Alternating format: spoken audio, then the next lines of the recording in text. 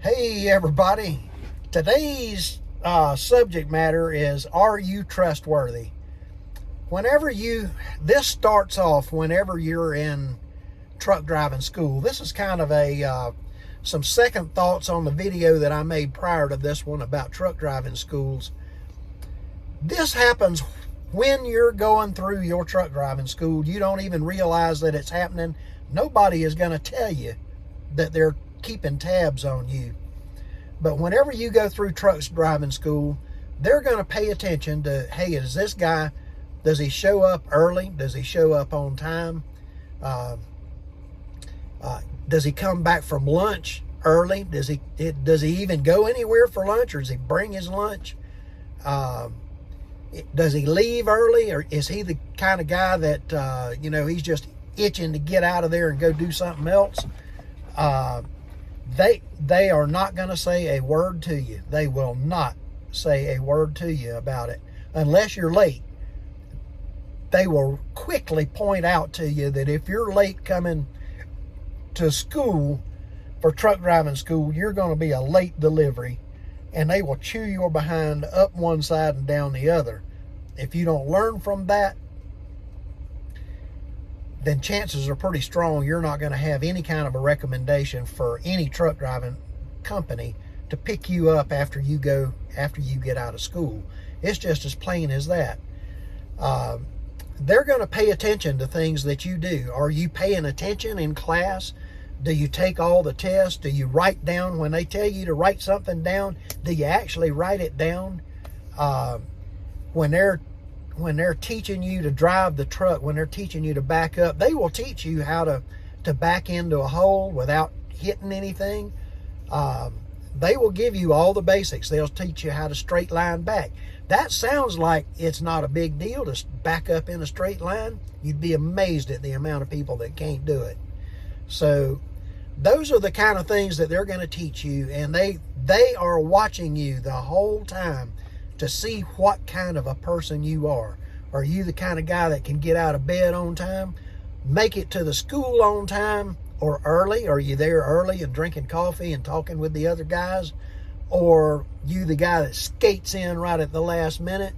Even though you're on time, you just barely make it every day, barely make it. They pay attention to that, and whenever it comes time for them to try to find you a job with one of their companies, they're going to pass that kind of information along to them. If you take your CDL, after you get your CDL and you take your certificate that you get that you have completed their school and take that to another company, that company is going to call that school and go, hey, what kind of a guy is this? You were with him for a month. Did he show up on time? Was he back from lunch early? Did he pay attention? Did he doze off during class? Was he talking on the phone all the time? Talking on the phone during school, during a truck driving school, is a huge monumental no-no. I'm telling you that. They may or may not tell you that. They may warn you the first day that you are not allowed to talk on the phone while during this school. When you're at home or when you're on a break, that's something different. But while you're in this school, don't talk on that phone. Don't even pick it up and look at it. Leave it in the car if you have to. If you're one of those guys that constantly checking his phone in case somebody sends you a text message, they pay attention to that, and they're going to pass that along whenever it comes time for you to leave their school and go out into the real world and get you a job. Nobody wants somebody that can't stay off the phone. So that's warning number one. These trucking school, or the trucking companies, are, when they put you in a truck by yourself, they are handing you the keys to $250,000 to $500,000 worth of equipment, and they're trusting you that you will make pickups on time, and they're trusting that you will make deliveries on time.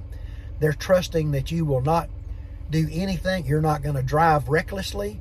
You're not going to speed. You're not going to do anything other than obey the law and be a safe, courteous driver. Anything else, if you can't do that, you're untrustworthy. I'm telling you now, you're untrustworthy.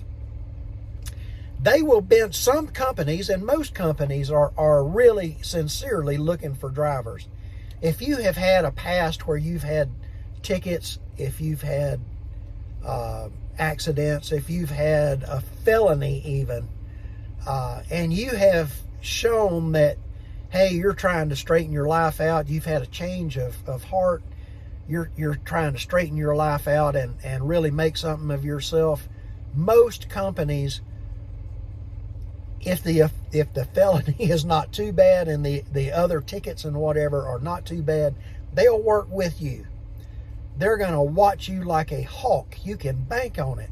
But it's because they are entrusting you with not only $250,000 to $500,000 of their equipment, but it may be $1 million worth of some other company's goods and products that's in your trailer that you're hauling down the road,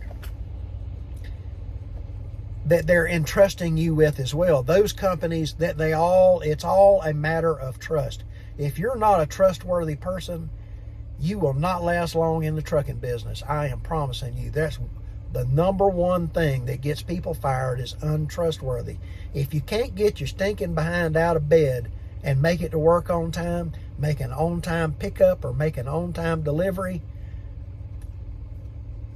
you're not going to make it. You're just flat not going to make it. That is this industry. That is the key number one issue with this industry. The whole, whether you're a flatbed or refrigerated, a drive-in, whether you drive a bus, it doesn't matter. If you are a professional driver, you have to be able to get your behind out of bed, get dressed, and make it where you're supposed to make it, on time or early. They do not want late deliveries. Now, they understand that things happen. You may have a flat tire, you may have a mechanical issue, blah blah. You may have issues. They understand that it happens.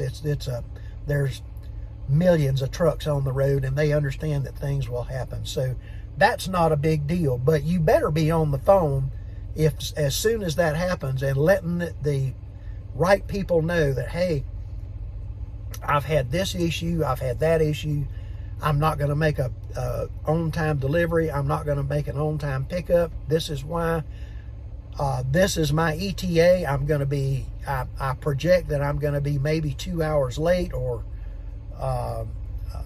2 days late. It doesn't matter. You need to let them know what the story is with you, where they can either get another truck to go make the pickup, or send somebody to get the trailer that you've got so that they can make an on-time delivery, or call the customer if they've got a customer. If you're making a drop or whatever where it's really not that important, let the customer make that decision whether they need somebody to repower it or not. But whatever, it's your responsibility to let them know. They're trusting you that the animal that you got with you, whether it be a cat or a dog, or I saw one trucker that had a parrot going down the road with him. If that animal is going to tear up the inside of this truck, you can pretty much bank that they're either going to want a hefty deposit from you, or they're going to expect you to pay for the damages. They're expecting that you will take care of this investment that they have in this truck while you're going down the road. Like I said, tickets and felonies and that kind of thing, they'll work with you. Now, when you go to work for another company, after you get through your training and you actually are out on the road on your own, there is kind of a hidden record that all companies keep. And it's called a DAC record. I don't know if exactly what that driver something, anyway, it's a record that they keep on you. If you have a ticket, if you hit something, even if you hit a deer or something, if you back into something that you shouldn't have backed into, if you make a early or a late delivery, even just one of them, If you have a ticket, if you have a warning, anything that applies to you while you are working for them, all companies keep a DAC record, and it's a record of you and your employment and how you did while you were employed with them. Now, if and when you go to work for somebody else, you can bet your sweet bippy that they're going to call that other company and ask for that DAC record. And that company is going to ask you, hey, you said you didn't have any tickets, but we're showing that you had a ticket in 19 whatever, or 2013, you had a ticket in Podunk, Indiana. They will know everything there is to know about you, and they'll ask you about this. We're showing that you had an incident in Illinois. We're showing that you had an incident in California, and you're going to have to explain all of this. Now, are some companies vengeful with this DAC record? Yeah, you can bank on it. And other companies know that as well. They may put things on there. They may put things on your record that actually somebody else did. It may be a mistake. And that's why they'll come and ask you about it. Hey, do you know anything about this? Do you know anything about that? Some of these companies are just plain vengeful. Now, they will put stuff on there that has nothing to do with you. And other companies know that as well. They know that some trucking outfits they're not trustworthy. So this is the big deal in this whole industry. You can, for a $4,000 investment, $4,000, you can make 2 to 3 times the money that a college graduate makes. Okay, for a $4,000 investment, you can drive a truck. If you're doing what I'm doing right now, working for this distribution center out here in Cheyenne, Wyoming, these drivers are making $100,000 a year or better. And there's no reason why you can't do that. Now, granted, you're not going to get the home time that you would normally get, but you're going to make, I guarantee you right now, there are college graduates that have been out of college. They've been in the industry working their way up through some 9-to-5 job, and they're making 40, 50, 60 grand a year. I'm making 100 for a $4,000 investment. Some of these idiots are investing 60, 70, 80, 100 plus $1,000 into a college education, and they get out and they're only grossing $30, $40, $50,000 a year. Granted, they're home every night, and they're up to here in debt in a mortgage and car payments and all that kind of good stuff. I'm not in debt. I'm not $100,000 in debt.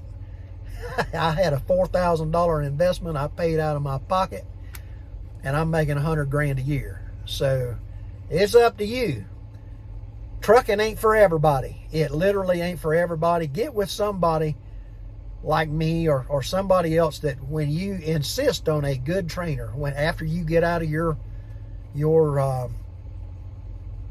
school and you want to get on the road, insist on somebody to train you that has been on the road for a number of years. My guess is at least 3 years, and the more the merrier. You don't want some old crotchety old guy that ain't going to teach you nothing, but you do want somebody that'll actually show you the ropes and help you learn things like how to find parking, how to look for things like that. Parking is the number one stress for any truck driver. Where are you going to park this beast every night when you're done driving? How to make on-time deliveries, how to schedule your time. Have somebody teach you how to schedule yourself so that you won't have this stress when it comes to, hey, am I going to be on time? Am I going to be late? And, learn how to do that. It's really not a big deal. I can go from coast to coast and tell you several days in advance exactly what time I'm going to be leaving out of South Carolina and being in Oregon. I can tell you almost to the hour when I'm going to be there. Anyway, my 15 minutes is up. I hope you've got something out of this video. Thank you. Please like and subscribe.